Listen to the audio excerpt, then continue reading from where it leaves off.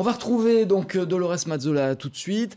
Je l'ai dit tout à l'heure, elle est donc à Vaux-en-Velin, c'est Mini World. C'est un grand espace où on peut voir des choses extraordinaires, mais toutes petites, Dolores. Alors, toute petite, au 1,87e, c'est l'échelle ici, Alain. Alors, ce sont des mondes imaginaires pour la plupart, mais la nouveauté depuis un mois, à peu près, un mois et demi, c'est ça, Maxime ? Michael, pardon, Maxime, c'était tout à l'heure. Mais en fait, tous ces jeunes gens sont là, ils s'activent autour de nous, ils travaillent. Donc, c'est la nouveauté depuis un mois et demi, ici, Michael. Donc, c'est Lyon. La presqu'île de Lyon. C'est ça, la première partie de Lyon. Voilà, donc la presqu'île qui va de Bellecour jusqu'à Terreau. D'accord. Voilà. Et qui est reproduite quasiment à l'identique, on va dire. Alors quasiment oui et non, parce qu'on a dû supprimer certains pâtés de maison, etc. pour pouvoir donner la perspective aux visiteurs pour qu'ils puissent voir au mieux les bâtiments. Et on n'avait pas du tout la superficie pour représenter toute la partie presqu'île. Alors là, ce qui est en carton, là, c'est ce qu'on nous a présenté tout à l'heure. Hein. Voilà. C'est là où va se tenir l'église Saint-Nizier. Mais il y a beaucoup de parties de cette presqu'île qui sont achevées. Alors, même si c'est encore un petit peu le chantier hein, ici, hein, comme dans la vraie ville. Voilà, le chantier sur les quais de Saône, je pense que c'est quelque chose qui marque les Lyonnais depuis plus de 10 ans, hein, parce que le chantier a commencé il y a un bon moment. On peut le dire. Donc c'est pour ça qu'on voulait faire un petit clin d'œil à cette partie-là. Oui, on a un souci du réalisme ici qui est vraiment incroyable. On travaille des heures et des heures.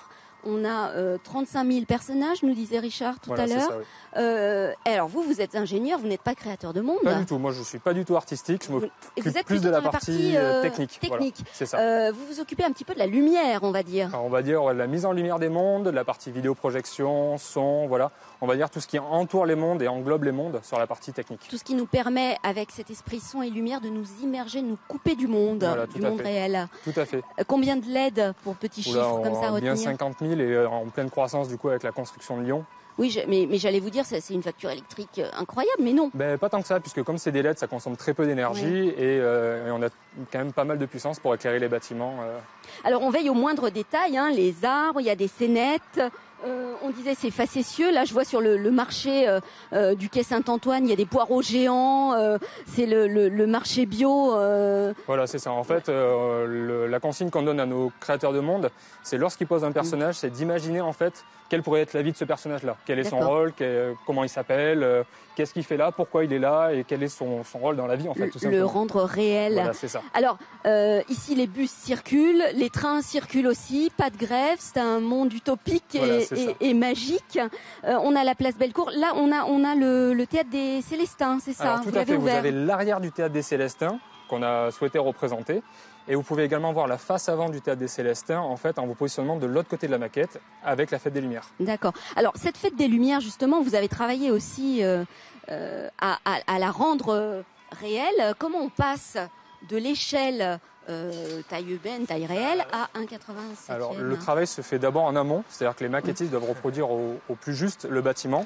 Par la suite, on travaille avec les artistes de la Fête des Lumières pour récupérer les fichiers et les intégrer et les projeter directement sur les façades en maquette. Alors, on va se tourner vers la Fête des Lumières sur Fourvière. Là, vous avez reproduit la boule à facettes. C'est ça, la boule à facettes qui a été, pour moi, une des plus beaux...